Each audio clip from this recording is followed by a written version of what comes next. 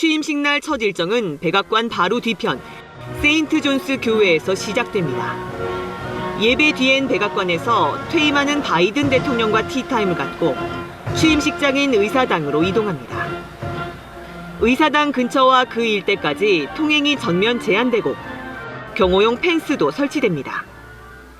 드론의 감시 아래 저격수들이 곳곳에 배치되고 경찰 2만 5천 명, 방위군 7천여 명이 동원되는 역대 최고 수위 보안입니다. 코로나19와 의회 난동 여파로 4년 전 취임식장 마당을 채웠던 성조기와 깃발 대신 25만 초청객들 앞에서 하려던 취임식은 북극 한파로 의사당 건물 내의 2층 로툰다 홀에서 치러집니다.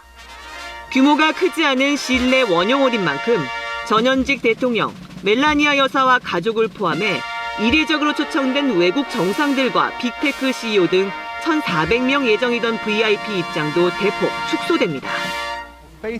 정오에 맞춰 연방 대법원장 앞에서 취임 선서를 하고 공식 연설에 나서는데 주제는 8년 전처럼 미국 우선주의가 될 전망입니다. Together, we will make America great again. Thank you, God bless you, and God bless America. 첫 군대 사열식을 갖고 의사당에서 백악관으로 향하는 도로 위 퍼레이드 대신 실내 경기장에서 취임식을 생중계로 지켜본 일반 초청객들과 만납니다.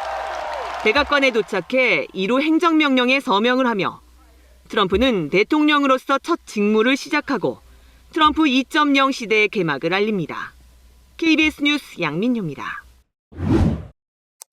취임 기념 행사들은 이미 시작이 된 상태인데요. 워싱턴 연결해 보겠습니다.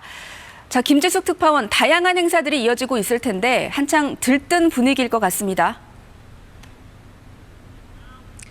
네, 트럼프 당선인의 승리 집회는 2시간 넘게 진행되고 있습니다. 행사 시작 전에 저희 취재진이 직접 집회가 열리는 캐피털 원 실내 경기장 주변에 다녀왔는데요. 북극 한파 예보로 취임식장이 실내로 변경됐는데 현재 기온은 영상 2도 정도입니다. 비도 오고 있는데요. 궂은 날씨에도 많은 지지자들이 모여 트럼프를 연호하며 트럼프 취임과 오늘 행사를 기대하고 있었습니다. 직접 들어보시죠. It's been so bad the last 4 years. I'm willing to stand in a snowstorm to see this man get inaugurated and to turn this country around, which will make this world a better place, a safer place. 이 실내 경기장은 2만석 규모인데요. 오늘 집회엔 트럼프 2기의 새로운 실세인 일론 머스크 테슬라 최고 경영자와 벤스 부통령 당선인 등이 참석했습니다. 또 트럼프 유세곡인 YMCA를 부른 남성 디스코 그룹 빌리지 피플과 열성 지지자인 프로레슬링 선수 헐크 호건 등이 무대에 올라 분위기를 달굴 예정입니다. 트럼프 당선인은 잠시 뒤 연설을 할 예정인데요. 4년 전 대선 패배에 불복해 지지자들에게 의사당으로 행진할 것을 촉구한 이후 워싱턴에서 하는 첫 주요 연설입니다. 앞서 트럼프 당선인은 알링턴 국립묘지를 방문해 헌화했습니다. 오전엔 대통령 영빈관인 블레어 하우스에서 공화당 상원 의원들과 조찬을 함께 했습니다. 트럼프 2기 정부 국정의제와 관련해 의회에 협력을 당부하고 상원에서 진행 중인 강요 후보자 인준 절차에 대해 의견을 교환했을 걸로 보입니다. 네, 트럼프 2기 시대가 시작부터 어떤 모습일지 관심과 우려가 교차하는데요. 관심을 모았던 틱톡과 관련해서도 새로운 행정명령을 예고를 했다고요? 네, 트럼프 당선인은 취임 첫날부터 100개 이상의 행정명령을 쏟아낼 준비를 마쳤는데요. 이번엔 중국계 동영상 공유 플랫폼인 틱톡의 미국 내 서비스 중단과 관련해 행정명령을 예고했습니다. 트럼프 당선인은 SNS에 틱톡 금지법에 명시된 미국 사업권의 매각 기간을 늘리는 행정명령을 낼 거라며 그렇게 함으로써 국가 안보를 보호하는 합의를 할 수 있다고 밝혔습니다. 앞서 미국 연방의회는 틱톡의 모기업인 중국 바이트댄스가 미국인 개인정보를 수집하는 등 국가 안보를 위협할 우려가 있다며 금지법을 제정했습니다. 바이트댄스가 미국 사업권을 미국 내 기업에 매각하지 않을 경우 이달 19일부로 틱톡 신규 다운로드 등을 금지한다는 게 핵심입니다. 다만 매각과 관련한 중대 진전이 있을 경우 매각 시한을 90일 연장할 수 있도록 했는데 트럼프 당선인은 이 규정을 발동할 걸로 보입니다. 서비스를 중단한 틱톡은 트럼프 당선인이 행정명령을 예고한 지 몇 시간 만에 서비스 복구 절차를 진행 중이라고 밝혔습니다. 지금까지 워싱턴에서 전해드렸습니다. 중국산 수입품에 60% 관세를 부과하겠다. 미중 양국이 싸우면 모두가 다친다. 신경전을 벌여온 트럼프 미 대통령 당선인과 시진핑 중국 주석이 어젯밤 전화로 대화를 나눴습니다. 트럼프 당선인은 소셜미디어에 중국과 미국 모두의 좋은 통화였다며 세계를 더 평화롭고 안전하게 만들기 위해 모든 일을 할 것이라고 적었습니다. 시 주석은 중미 관계가 미국 대통령 새 임기에 좋은 출발을 하기를 희망한다며 대결과 충돌이 선택이어서는 안 된다고 했습니다. 통화는 두 나라의 협력에 초점이 맞춰졌지만 기싸움도 있었습니다.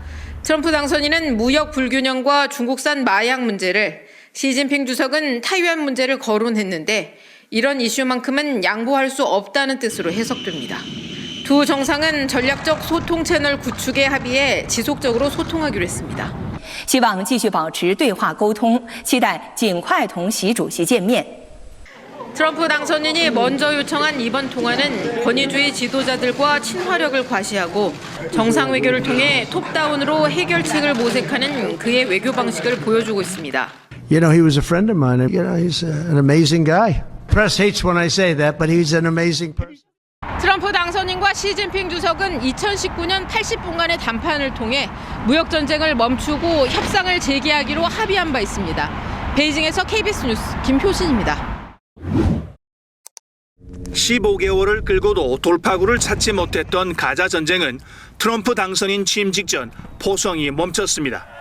바이든의 노력도 있었지만 트럼프의 이른바 지역 압박이 유효했다는 평가를 받고 있습니다.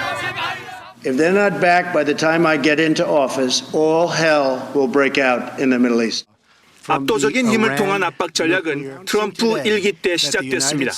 트럼프 정부는 이란 핵합의에서 일방적으로 탈퇴한 뒤 강력한 제재로 이란 경제를 마비시켰습니다. 이란의 2인자 카셈 술레이만이 혁명수비대 사령관을 암살하는 초강수도 서슴지 않았습니다. 동시에 이스라엘을 강력 지원하고 이스라엘이 아랍 4개 국가와 수교하는 아브라함 협정을 중개했습니다. 역시 이란을 고립시키려는 차원입니다. 트럼프 당선인은 2기에서도 중동에서 힘을 통한 평화 정책이 이어질 것이라고 공언했습니다. 헤즈볼라와 하마스의 몰락, 시리아 아사드 정권의 축출 등으로 힘이 빠진 이란은 모스크바로 달려갔습니다. 러시아와 정치적 경제적 밀착을 다졌습니다. و از تحمیل زیاده‌خواهی‌های خود به دیگران پرهیز کنند. 당장은 아니더라도 이란에 대한 러시아의 군사적 지원으로 이어질 수 있다는 전망이 나옵니다. 이란과 러시아의 밀착으로 힘을 통한 평화 구축이라는 트럼프의 중동 구상이 시험대에 올랐다는 분석이 나오고 있습니다. 두바이에서 KBS 뉴스 김계영입니다.